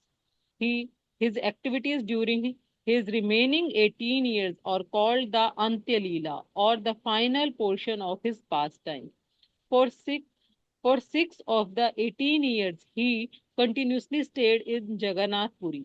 He regularly performed kirtana, inducing all the devotees to love Krishna simply by chanting and dancing. हाँ For जी। तो ये जो 18 साल महाप्रभु रहे जगन्नाथपुरी में, उसका भी दो में विभाजन किया गया है। यानी कि संन्यास लेने के बाद 24 साल थे, 24 में से पहले 6 तो उन्होंने टूर किया, भ्रमण किया, यात्रा की, दक्षिण भारत, वृंदावन इत्यादि की। उसके बाद बच गए 24 में से 18। इस 18 में से भी पहले जो 6 साल थे, 6 साल तो वो पुरी में रहे और उन्होंने रथ यात्रा महोत्सव था या और भी जितने भी अंत्य लीला के पास टाइम से वो आएंगे, यानी कि लोगों से बाहर, बाहरी लोगों से मिलना जुलना इन 6 सालों में तो महाप्रभु ने किया। आदर्श स्थापित करना, लोगों से बात करना, भक्तों को मार्गदर्शन करना, ये सब कुछ किया उन्होंने। मगर जो बाकी के लास्ट के जो 12 साल थे, लास्ट के 12 साल में उन्होंने केवल जिस पर्पस के लिए महाप्रभु आए थे, राधा भाव का आस्वादन, जो इंटरनल कॉन्फिडेंशियल रीजन था महाप्रभु के आने का, वो अंत के 12 साल महाप्रभु ने केवल वो किया। यानी कि उस समय उन्होंने बाहरी जगत से और बहुत ज्यादा मिलना जुलना जो है वो कम करके गंभीरा में रहने लगे, और केवल स्वरूप दामोदर गोस्वामी और रामानंद राय जी के संग में भागवत का आस्वादन करना, और ऐसे ग्रंथों को, अभी आएगा, ऐसे ग्रंथों को पढ़ना जिनके द्वारा श्रीमती राधा रानी का जो विरह भाव है श्री कृष्ण के लिए, उस विरह भाव को सुनते और उसी का ही आस्वादन करते और उसी मूड में रहते। तो 12 साल तक महाप्रभु ने ये किया जी। पढ़ो माता जी और हाँ जी। For the remaining 12 years, he stayed in Jagannath Puri. He taught everyone how to taste the transcendental mellow ecstasy of love of Krishna by tasting it himself. Day and night, Lord Chaitanya Mahaprabhu felt separation from Krishna. Manifesting symptoms of the separation, he cried and talked very inconsistently like madman. हाँ जी, एक minute के लिए think Prabhupada ji ने इसमें पढ़ दिया हुआ है। Before that, yes, 39 में पर्पट है प्रभुपाद जी का, उसको पढ़ते हैं हम लोग। For the remaining 12 years, he stayed in Jagannath Puri. He taught everyone how to taste the transcendental mellows, ecstasy of love of Krishna by tasting it himself. यानी कि विप्रलंब रस का आस्वादन खुद करके महाप्रभु ने जगत के लिए ये बताया, आने वाले भक्तों के लिए ये बताया कि कैसे विप्रलंब भाव का आस्वादन किया जाता है। तो इसका पर्पट बहुत अच्छा है, प्रभुपाद जी बोल रहे हैं, मैं पढ़ती हूँ। A person who is advanced in Krishna consciousness always feels separation from Krishna, because such a feeling of separation excels the feeling of meeting Krishna. ये नॉर्मल बुद्धि से हम समझ नहीं सकते ऐसा कैसे हो सकता है। हमारे हिसाब से तो हमें भगवान श्री कृष्ण भी मिल जाए बस। अगर हमारा बस चले तो कोई भक्त से बोला जाए कि एक इच्छा बताइए जो आपकी पूरी हम कर सकते हैं, तो बोलेगा बस किसी तरीके से हम श्री कृष्ण से मिलना चाहते हैं, ये इच्छा होगी भक्तों की। कोई भी ऐसी इच्छा नहीं करेगा कि मैं कृष्ण से दूर रहूं और उस विप्रलंब का आस्वादन करूं। एटलीस्ट हमारी, हम में से किसी की भी ऐसी इच्छा नहीं रहेगी। मगर महाप्रभु ने करके दिखाया कि कैसे विप्रलंब भाव जो है संभोग से भी ज्यादा आस्वादनीय है। क्योंकि जब कोई चीज नहीं मिलती तो उसकी जो लालसा है वो इतनी तीव्र होती है कि उसके मिलने के का जो सुख है उससे ज्यादा बढ़ के होती है। इसीलिए विप्रलंब का अपना स्थान है। विप्रलंब और संभोग, संभोग मतलब भगवान से मिलन, और विप्रलंब मतलब भगवान से जब हम दूर होते हैं। तो एक प्रेमी भक्त जब भगवान से दूर होता है तो कैसा उसको फीलिंग होती है, हर समय हर क्षण उसको भगवान का चिंतन होता रहता है कि कब मिलेंगे कब मिलेंगे, एक उत्कंठा उसकी बनी रहती है। तो उस विप्रलंब रस का आस्वादन महाप्रभु ने करके दिखाया। मगर बता रहे हैं प्रभुपाद जी कि ये एक एडवांस्ड लेवल के कृष्ण कॉन्शियस व्यक्ति के पास होता है, ये नॉर्मल भक्त के लिए नहीं है विप्रलंब। हमारे लेवल पे हम कैसे प्रैक्टिस करते हैं विप्रलंब कि हम ये सोचते हैं कि भगवान मेरा नाम अच्छे से नहीं हो रहा है, नाम आप ही हैं, हरि नाम कोई और नहीं है, आप ही हैं, मगर मैं नाम के साथ कनेक्ट नहीं कर पा रहा हूँ। तो हम विप्रलंब वहां फील करते हैं। मगर विप्रलंब हमारे लिए भी बहुत जरूरी इसलिए है, जो अभी साधक है बहुत एडवांस नहीं हुए हैं, उनके लिए विप्रलंब को कल्टीवेट करना बहुत जरूरी है, क्योंकि जब तक हमारे अंदर विप्रलंब भाव का नहीं आएगा तो हमारे भगवान से मिलने की जो तीव्रता है वो नहीं आएगी। ये पूरा जो प्रोसेस है, हमने कुछ एक दो एकादशी से पहले पढ़ा था विप्रलंब भाव क्यों जरूरी है। तो उसमें सोलने शिवराम स्वामी महाराज बता रहे हैं कि विप्रलंब में पहली बात तो ये है कि हमारी उत्कंठा बढ़ जाती है भगवान से मिलने की। दूसरी बात ये है कि जब हम विप्रलंब भगवान से अपने आप को दूर पाते हैं तो हमारी ह्यूमिलिटी बढ़ती है कि भगवान मैं कितना दूर हूं आपसे, कैसे आप मुझे मिलोगे, मैं अपने बल से तो आपसे मिल नहीं सकता हूँ। तो इसलिए आप कृपा याचना करता है भक्त, और कृपा याचना करता है तो अपने आप वो जो ह्यूमिलिटी जो चाहिए आगे बढ़ने के लिए वो आ जाती है। और तीसरी बात यह है कि जब तीव्रता होती है भगवान से मिलने की, तीव्र इच्छा होती है, तो अपने आप ये जो प्रोसेस है जो इतना लंबा है भगवान से मिलने का, क्योंकि छोटा तो है नहीं, कितने कितने जन्मों तक लोग पहले हम शास्त्रों में पढ़ते हैं कितने कितनी लंबी तपस्याएं करते थे तो कई दर्शन हो पाते थे, वो भी देवी देवताओं के। हम तो स्वयं भगवान से मिलना चाहते हैं, और मिलना भी क्या, हम तो उनकी सेवा के लिए उनके धाम पहुंचना चाहते हैं। हमारा तो गोल क्या है, हमारा गोल भी छोटा मोटा नहीं है, ऐसा गोल दे दिया हाई प्रभु होप्स। है। High hopes. हाँ बहुत, oh really too much high. तो उसके लिए जो एक उत्कंठा चाहिए, उस इस लंबे प्रोसेस के लिए, इस लंबे ड्यूरेशन के प्रोसेस को शॉर्टन करने के लिए एक ही तरीका है, और वो है विप्रलंब भाव। जितना हम फील करेंगे कि oh how I am suffering in this material world Krishna, I want to be with you, I don't want to be here, this is not my place, ये मेरी जगह नहीं है, मेरा घर तो वहां है आपके पास है। जितना ज्यादा हम ये फील करेंगे उतना ही ज्यादा हमारी उत्कंठा होगी, उतने ज्यादा हम भजन करेंगे, उतनी जल्दी हमारा प्रोसेस कंप्लीट होगा। इसलिए साधक के लेवल पर तो ये हमें हेल्प करता ही है, साधना के लेवल पे। और जब कोई साधक एडवांस होकर सिद्ध बन जाता है, जब बहुत उन्नत भक्त बन जाता है, तो फिर वो इसी विप्रलंब भाव का आस्वादन भी करता है, इसको रेलिश करता है। कैसे रेलिश करता है, जैसे महाप्रभु ने रेलिश किया, वो हम अंत्य लीला में पढ़ेंगे कैसे रेलिश किया। Shri Chaitanya Mahaprabhu in his 12 years of existence within this world at Jagannath Puri taught the people how, with a feeling of separation, one can develop his dormant love of Krishna. Such feeling of separation or meeting with Krishna are different stages of love of Godhead. तो संभोग, feeling of separation is vipralamb and meeting with Krishna is संभोग। तो विप्रलंब और संभोग ये प्रेम की ही दो अलग अलग स्टेजेस है। कई बार भक्त लोग बोलते हैं कि भगवान इतने निर्दयी कैसे हो सकते हैं कि जो ब्रजवासी उन्हें इतना प्यार करते थे उनको छोड़ के चले गए, इससे तो निर्दयी व्यक्ति काम करता है, ऐसा तो कोई भी नहीं करता।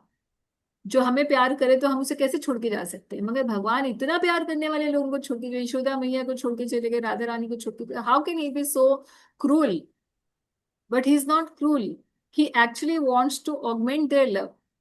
उनके ऑलरेडी जो प्रेम की अवस्था में है उनके भी प्रेम का वर्धन करने के लिए भगवान ऐसी लीला करते हैं।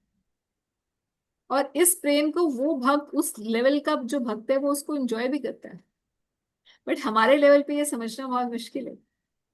These feelings develop in time when, हाँ ये वाला लाइन पढ़ते हैं। दीज फीलिंग्स जो विप्रलंब की जो बहुत हाई लेवल की फीलिंग्स है, विप्रलंब रस का आस्वादन है, दे डेवलप इन टाइम, समय के साथ, when a person seriously engages in devotional service. ये चलते फिरते माला करने वालों के लिए नहीं। जो बहुत अच्छे से भजन कर रहा है, सीरियसली एंगेज, सब कुछ परफेक्टली करना है, हर एक बात फॉलो करना है, उसके अंदर भी समय के साथ ही डेवलप होती है। The highest stage is called prem bhakti, but this stage is attained by executing sadhana bhakti. One should not try to elevate himself artificially to the stage of प्रेम भक्ति। मतलब दिखाने के लिए आंसू बहाना, दिखाने के लिए सोचना कि अरे मैं तो बहुत आगे बढ़ गया हूं, ये तरीका नहीं है। Without seriously following the regulated principles of sadhana भक्ति।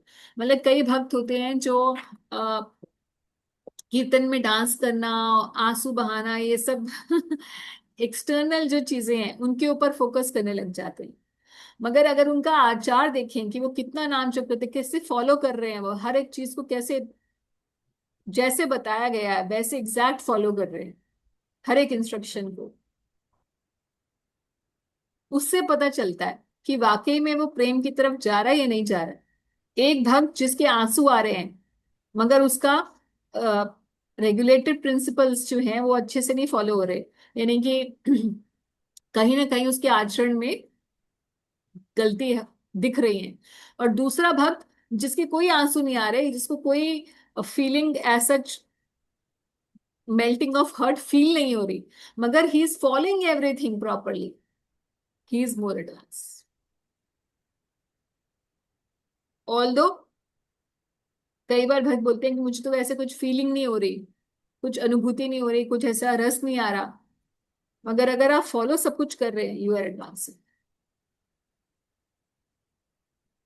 प्रेम भक्ति इज प्रेम भक्ति के स्तर पर प्रभुपाद जी कह रहे हैं आस्वादन होता है, उससे पहले आस्वादन नहीं होता।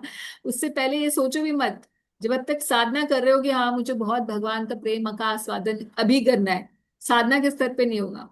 प्रेम bhakti is the stage of relishing, whereas sadhana bhakti is the stage of improving in devotional service.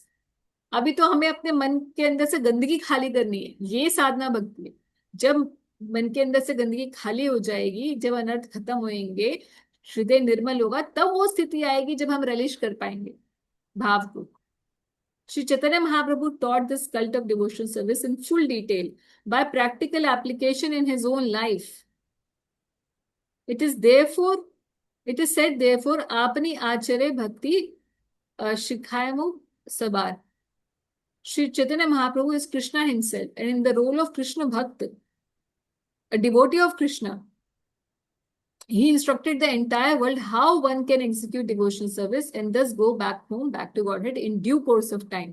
कि समय के साथ कैसे भक्ति को पालन करते करते व्यक्ति प्रेम भक्ति के स्तर पर आएगा और फिर वो आस्वादन करेगा, और फिर आस्वादन करने के बाद वो उस स्तर पर होगा कि वो भगवान के पास जा सकेगा। ये सब कुछ महाप्रभु ने अपने आचरण से सिखाया। तो महाप्रभु के आने का पर्पस ही है कि श्री कृष्ण जो बता के गए शरणागति, सर्वधर्मान परित्यज्य, जो बता के गए उसको प्रैक्टिस करके दिखा के नहीं गए। तो बच्चे को अगर सिर्फ बता दो a+b² is equal to a² b² 2ab, और उसको कोई एग्जाम्पल्स ना करवाओ, उसको कोई क्वेश्चंस ना कराओ कि कैसे इसका क्या मतलब क्या है, तो बच्चे को क्या समझ में आएगा? कुछ नहीं समझ में आएगा।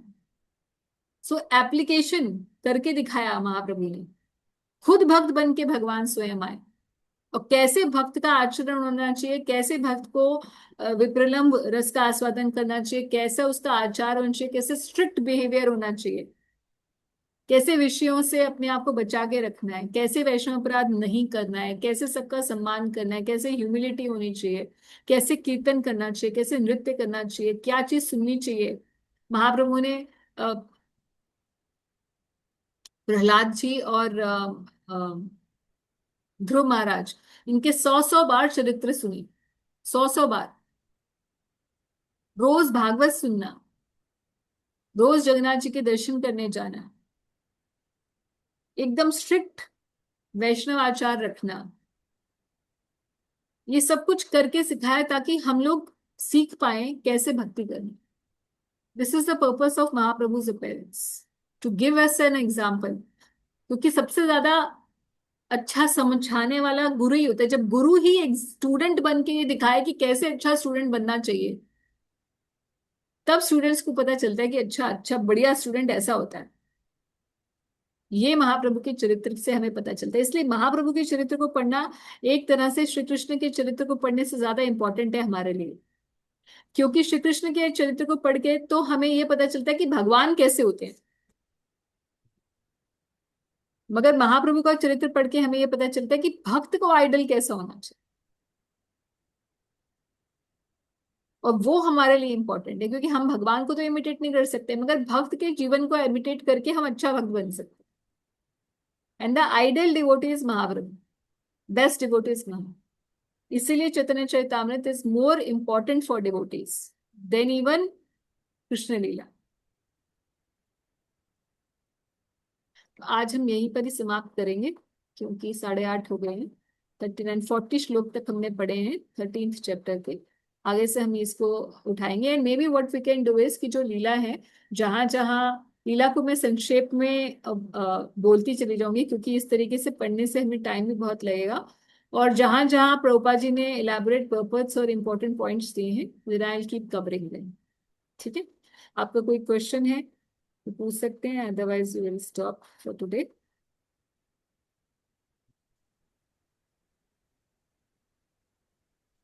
हरे कृष्णा माता जी। हरे दंडवत कृष्ण जी। प्रणाम।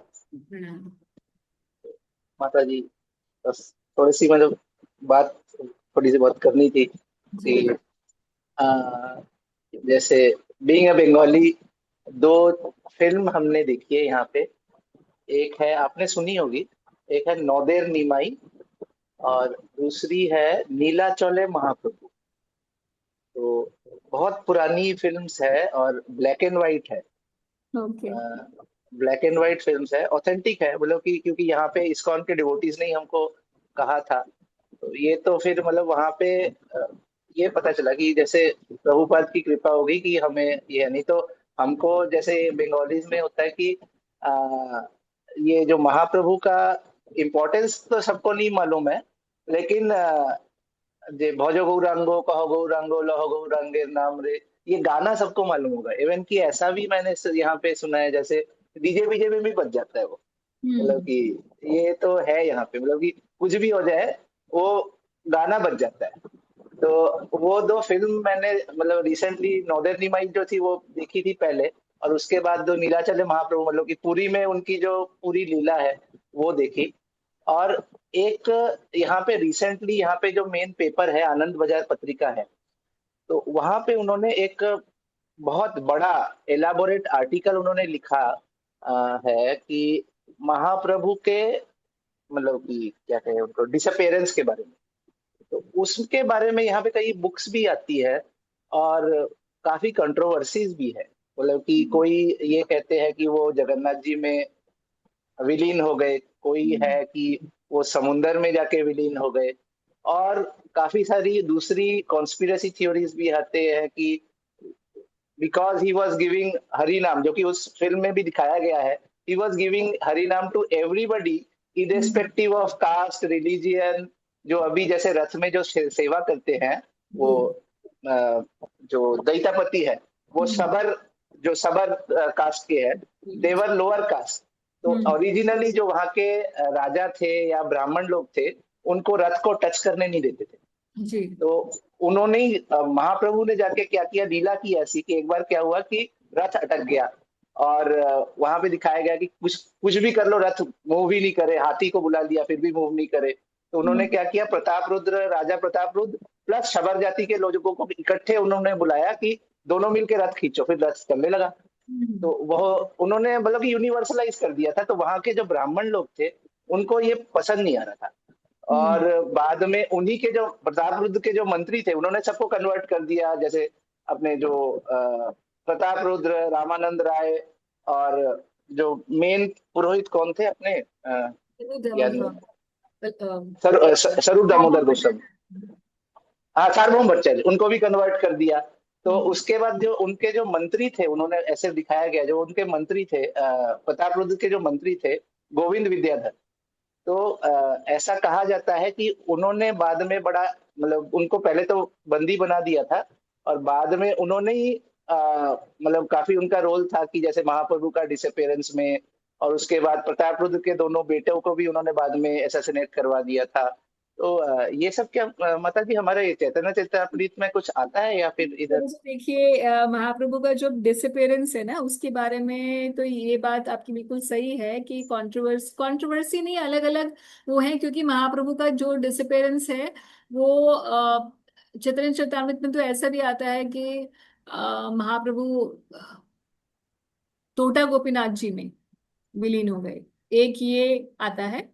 दूसरा तो अच्छा गोपीनाथ जी जो गदाधर प्रभु जिनकी सेवा करते थे, अच्छा अच्छा। गोपीनाथ जी का मंदिर जो उनमें। दूसरा ये भी आता है, कुछ कुछ ये भी बोला जाता है कि जगन्नाथपुरी मंदिर में जगन्नाथ जी में ही वो विलीन हो गए। और ये भी होता है कि वो समुद्र में ही अप्रकट हो गए और फिर दोबारा नहीं मिले। और ऐसा भी आता है कि गंभीरा से ही वो अप्रकट हो गए, गंभीर। हाँ ठीक है। तो ये सब आता है, तो इसलिए अब इस ये क्योंकि महाप्रभु के लिए कुछ भी इम्पॉसिबल नहीं है, तो उनके अप्रकट होने का तो कोई भी स्रोत बन सकता है, इसमें तो कोई शक नहीं है। दूसरी बात आपने जो बोली कि जो ये दैत्यपति, ये शबर जाति के जो लोग हैं, ये जगन्नाथ जी की सेवा करने लगे, तो ये महाप्रभु के समय से नहीं है। अगर आप इसकी हिस्ट्री देखेंगे ना प्रभु जी, तो किंग, हाँ जब जो राजा इंद्रद्युम्न जी थे, जिन्होंने हाँ हाँ हाँ, जगन्नाथ वो जी तो को, था, लेकिन लेकिन वो बाद में ब्राह्मणों ने उनको बड़ा बहुत कास्ट मतलब वो करना शुरू, अत्याचार थोड़ा करना शुरू कर दिया था कि ये नहीं करेंगे, टच करेंगे और दूर रहेंगे। तो महाप्रभु ने मतलब सबको लगा दिया था। तो वहां के जो ब्राह्मण थे उनको ये पसंद नहीं आ रहा था, मतलब कि मेरा ये ये जो आप एक बोल बात रहे थी। हैं कि ये महाप्रभु ने चेंज किया, उनको लगा दिया, ये ऐसा नहीं। हाँ ये इसकी जो हिस्ट्री है, वो ये हिस्ट्री ये है कि जब राजा इंद्रद्युम्न जी थे, उसी समय से ही हाँ शबर जाति के लोग जो है, जब नील माधव के रूप में पहले हाँ, नील माधव ने। प्रकट हुए थे, तब भी आप जानते हैं कि जो कथा है उसमें यही है कि शबर जाति के लोग ही उनकी सेवा करने के लिए नील माधव जी ने उन्हीं को ही रखा था। तो राजा इंद्रद्युम्न जी के समय से ही शबर जाति के लोग करते आए। तो ये जो हिस्ट्री, एटलीस्ट जो ऑथेंटिक गौड़े हिस्ट्री है, वो यही कहती है।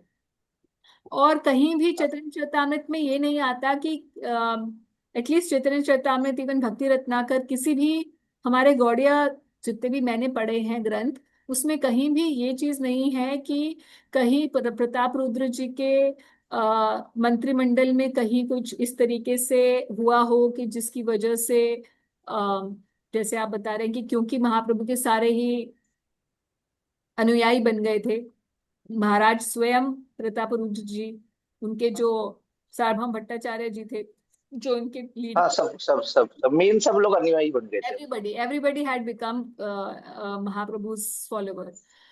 तो उस समय का कुछ भी ऐसा चीज नहीं आती है कि कोई कंट्रोवर्सी हुई थी और इस वजह से महाप्रभु पे कोई संकट आया हो, या फिर महाराज प्रताप रुद्र के घर में कोई संकट आया हो। ऐसी कोई भी चर्चा चैतन्य चरितामृत या फिर किसी भी और लीडिंग जो प्रोमिनेंट और ऑथेंटिक गौड़िया लिटरेचर्स है, वहां पे ऐसे पढ़ने को नहीं मिलता है।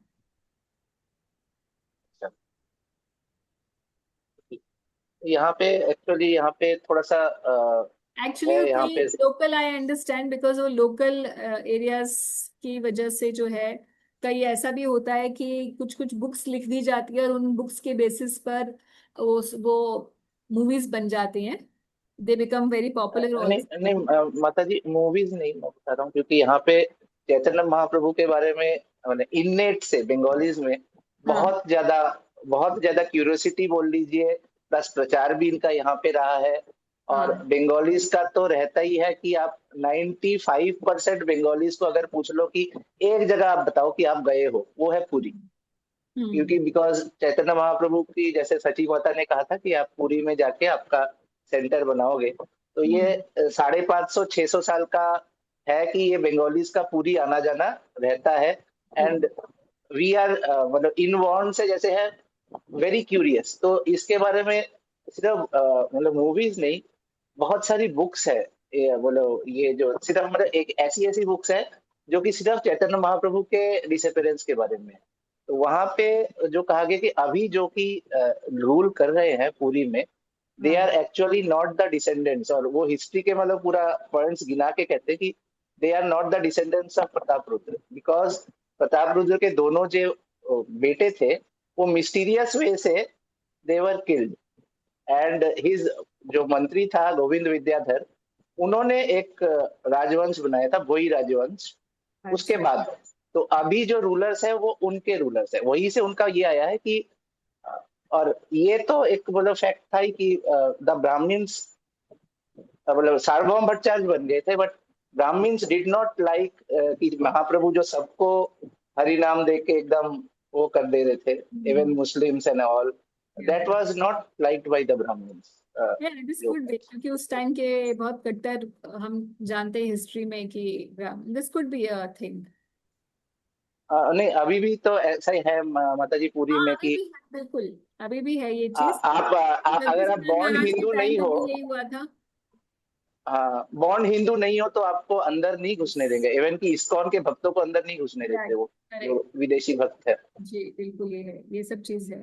तो एनीवेज ये मुझे पहली बार पता चला, क्योंकि आपकी वो लोकल बुक्स की वजह से आपको। हमारे यहाँ पे बहुत सारी बुक्स है माता जी, मतलब कि Bengali books only on the disappearance of Chaitanya Mahaprabhu, मतलब एनीवेज पूरे पूरी आर्टिकल, और मैंने हमारे लिए जस्ट भी ये आई जरूरी आई है। Shared it. हाँ हाँ, नहीं अच्छा है कि इट्स लाइक एडिशनल, क्योंकि हम लोग तो इसमें ऐसे पढ़ते नहीं है। हमारा फोकस तो यही रहता है कि महाप्रभु की क्या शिक्षाएं हैं, और भक्ति में उन शिक्षाओं को अगर हम अपनाएं, और कैसे हम अपने भजन को बढ़ा सकते हैं महाप्रभु के पचनों पे चलकर।